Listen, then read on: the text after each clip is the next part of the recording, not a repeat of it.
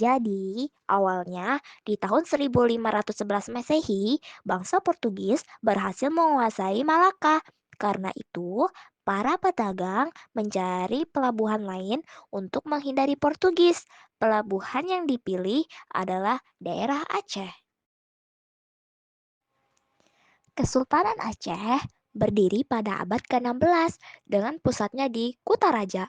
Kalian tahu bahwa Sultan pertamanya adalah Sultan Ali Muhayyad Shah. Dirinya memerintah antara tahun 1514 sampai dengan 1528 Masehi dan Sultan Ali Muhayyad Shah mulai memperluas kesultanan pada tahun 1520 Masehi. Pada zaman pemerintahannya, Kesultanan Aceh berhasil menguasai daerah penghasil lada dan emas, yaitu Pasai, Deli, dan Arun.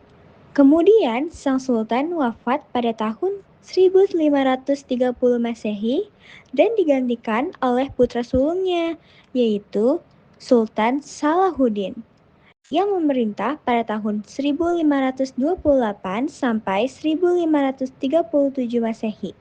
Tapi sayangnya Sultan Salahuddin tidak bisa memerintah dengan baik. Makanya pada tahun 1537 Masehi, ia digantikan oleh adiknya, yaitu Alauddin Riayat Shah. Dirinya memerintah dari tahun 1537 sampai 1568 Masehi. Sultan Auladin diberikan gelar Al-Qahar yang artinya sang penguasa dan beliau menyebarkan agama Islam sampai ke Siak di Riau dan Minangkabau di Sumatera Barat. Selama pemerintahannya, beliau menjalin hubungan baik dengan Turki. Dampaknya, perwira Turki melatih tentara Aceh, bahkan sampai mengajarkan perbuatan meriam di Aceh, sehingga armada Aceh semakin tangguh dan kekuatan armadanya itu Sultan Auladin menggempur Portugis di Malaka sebanyak 3 kali. Sayangnya, usaha beliau gagal dan Kesultanan Aceh pun melemah setelah beliau wafat.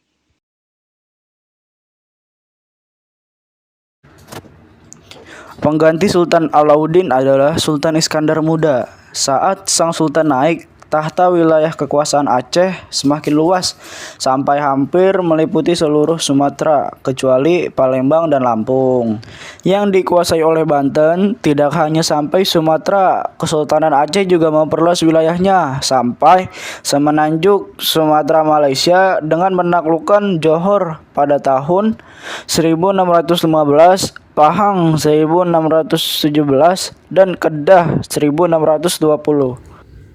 Pada tahun 1629, Sultan Iskandar Muda pernah berusaha merebut Malaka dari Portugis. Tapi sayang, usahanya gagal karena Portugis memperalat Sultan Johor untuk menyerang Aceh. Kesultanan Aceh gak hanya dikenal sebagai pusat perdagangan yang ramai, tapi juga pusat pengembangan agama Islam yang ternama.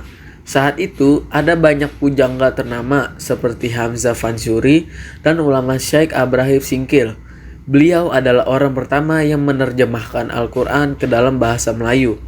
Tapi setelah Sultan Iskandar Muda wafat pada tahun 1636, Aceh mulai mengalami kemerosotan.